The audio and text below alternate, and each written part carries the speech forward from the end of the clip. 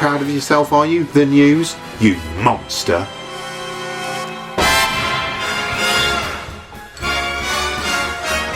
Creatures! And it's been a high-profile week for beasties of all stripes as Sky broadcast a stomach-churning report on the growing trade for leeches. It seems the medieval bloodsuckers have garnered newfound popularity after being touted on gaudy chat shows by celebrity idiots.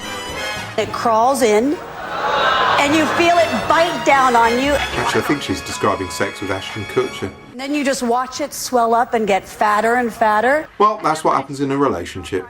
That glitzy Hollywood endorsement was good news for the owners of this horrible Russian leech farm. The female-dominated workforce makes for a maternal atmosphere.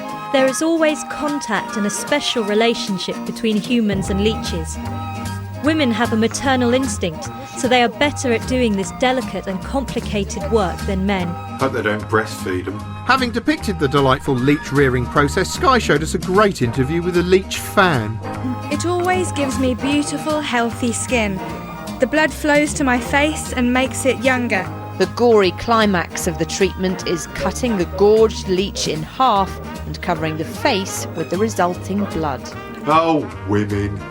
From leech blood to rat justice, as another informative Sky report dispassionately covers charges of animal cruelty lodged in an Australian court following last year's murder of a rat on I'm A Celebrity. In case you're wondering how the rat got on, let's take a look at some of its best bits.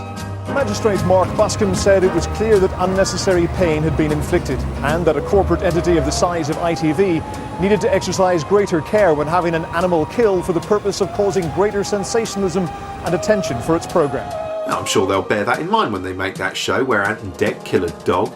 Yes, thank God you won't have to witness anything like this because ITV are taking steps to make sure it never happens again. This was an oversight and we have since thoroughly reviewed our procedures and are putting in place a comprehensive training programme to ensure that this does not happen in future series. I'd like to see what that comprehensive training programme looks like. I'm sure it's terribly thorough.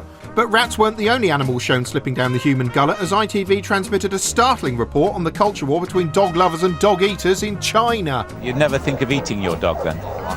No. Yes, apparently modern Chinese folk are coming round to the thought that dogs might be people too. I used to eat dogs, but when I started caring for them, I got a different feeling. I can't eat them anymore. I imagine I'll be the same when I have children. Of course, no report on dog eating would be complete without a grisly money shot of some dog eating. This is a skiing. It's very good for you.